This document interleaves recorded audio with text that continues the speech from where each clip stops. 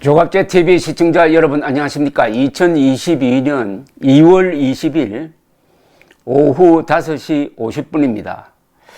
이 안철수 국민의당 대통령 후보가 오늘 오후 1시 30분에 단일화 제안을 철회하고 완주하겠다는 발표를 한 이후에 국민의힘 공식 반응이 나오는데 조금 시간이 걸렸습니다. 좀 고민을 한 듯 합니다.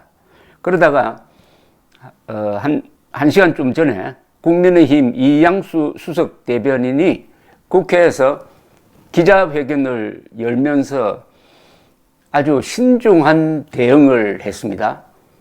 이렇게 이야기했습니다. 정권 교체를 위해 앞으로도 계속 함께 노력하기를 바란다.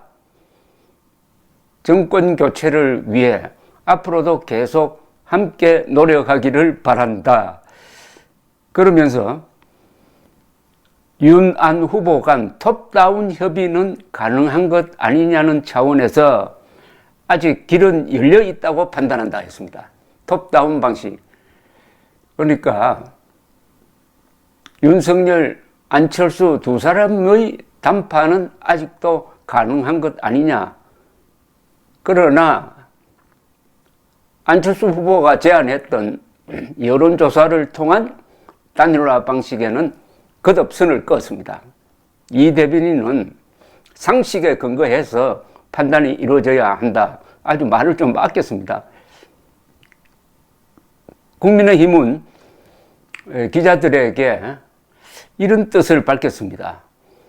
안철수 후보의 단일화 결렬 선언이 뜻밖이라고 했습니다. 지난 일주일 동안 사실상 물밑에서 단일화 논의를 해왔다는 겁니다. 그리고 결렬되었다는 발표 3시간 전에도 윤석열 후보와 만남을 조율하는 통화를 안철수 후보가 했다는 겁니다. 이 대변인은 기자들에게 그간 안 후보 측의 책임 있는 분들과 꾸준히 소통해 왔다. 오늘 안 후보 기자회견은 저희로서는 상당히 의외였다고 했습니다.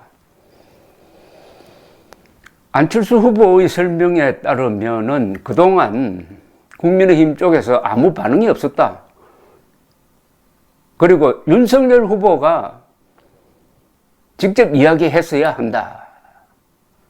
라고 하면서 책임을 윤석열 후보 측에 넘겼습니다. 내가 후보로서 단일화를 제안했으면 당연히 윤석열 후보가 가타부타 이야기했어야 되지 않느냐. 지금까지 아무 반응이 없었다. 그래서 그만둔다. 이런 이야기였는데 그게 앞뒤가 맞지 않는 게 오늘 오전에 윤석열 후보가 전화를 해왔다는 거거든요. 또 거기에 대해서는 너무 늦었다. 뭐 이런 취지의 이야기를 했습니다. 그런데 이 수석 대변인의 설명에 의하면은 물밑에서 양쪽이 아주 진지하게 회담을 해왔다는 겁니다. 그러면 오늘 안철수 후보의 설명과는 도무지 맞지가 않지 않습니까? 안철수 후보의 설명에 따르면은 윤석열 후보는 물론이고 국민의힘에서 전혀 반응을 보이지 않았다는 건데 이 대변인의 이야기에 따르면은 책임 있는 분들과 꾸준히 소통해 왔다고 했거든요. 그래서 오늘 기자회견은 상당히 의외라고 했습니다. 상당히 당황한 모습입니다. 오늘 기자회견이 아마 단일화를 결정짓는 기자회견이 될 것으로 예상했던 듯 합니다. 그러면은 안철수 후보의 설명에 좀 상식적으로 이해가 안 가는 부분이 있습니다. 또 안철수 후보와 윤석열 후보가 만났잖아요. 상가에서 만나서 30분 동안 이야기를 했다면은 그 자리에서 단일화 이야기가 안 나왔을까요? 그리고 오늘 오전에 통화가 있었지 않습니까? 그러면 윤석열 후보의 반응이 있었다는 이야기고, 또 지난 일요일 안철수 후보가 그런 제안을 했을 때 윤석열 후보가 단일화는 높게 평가한다. 그러나 여론조사 방식에 대해서는 유감이다라는 취지의 이야기를 했었습니다. 그때도 이 대변인은 그 방식은 안 된다. 딱 부러지게. 여론조사 방식은 안 된다라고 잘랐던 것입니다.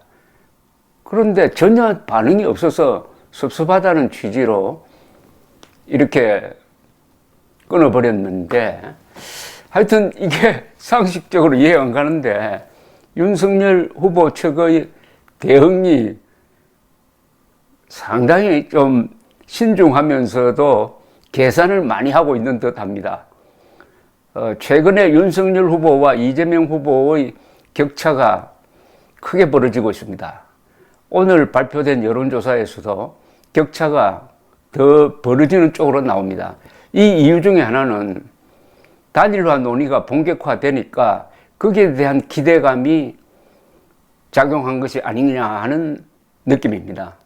안철수 후보 지지율도 지난 일주일 동안 크게 떨어지지 않았어요. 윤석열 후보는 오르고 이재명은 떨어졌습니다. 즉, 이 안철수, 윤석열 단일화라는 이 화두를 계속 이어가고 싶어 하는 듯 합니다. 그리고 단일화가 결렬되더라도 윤석열 후보 측이 먼저 결렬을 선언한다든지 또는 이 책임은 우리가 아니고 안철수 쪽에 있다라고 공격을 한다든지 하는 걸 하면은 오히려 지지율에 나쁜 영향을 준다고 판단하는 것 같습니다.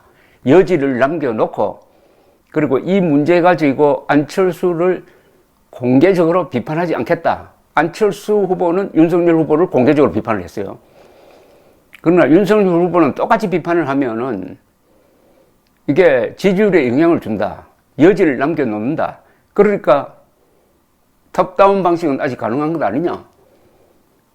우리로서는 참 의외였다. 그리고 공통분모, 정권교체는 같은 뜻이니까 정권교체를 위해서는 어차피 만나는 지점이 있지 않겠느냐. 정권교체 함께 노력하자. 이렇게 아주 원숙하게 정리를 하고 넘어가는 게 아주 인상적입니다. 정치라는 것은 원래 이렇게 직선으로 가는 게 아니라 곡선으로 가는 거죠. 다만 안철수 후보의 행태는 참 상식적으로 이해가 되지 않습니다. 안철수 후보는 상당히 정치인으로서 성격이 안 맞는 것 같아요. 그런데 윤석열 후보 측에서 대응하는 방식은 상당히 정치적입니다. 어쨌든 이 결과가 주목됩니다. 그러나 천하대세에는 저는 큰 영향이 없다고 봅니다. 오히려 이렇게 되니까 이 보수적 여론이 안철수 후보 비판으로 확 쏠려버렸습니다. 지난 일요일에 단일화를 여론조사 방식으로 하자고 제안했을 때도 아주 여론이 악화됐는데 이번에 더 악화됐습니다. 이렇게 되면 안철수 후보 지지율이 더 떨어질 가능성이 있고 떨어진 만큼 윤석열 후보 쪽으로 오진 않겠지만은 상당 부분이 올 수도 있으니까 오늘 윤석열 후보 측의 이 대응이 저는 현재 시점에서 가장 적절한 게 아니냐 하는 생각을 해보았습니다. 감사합니다.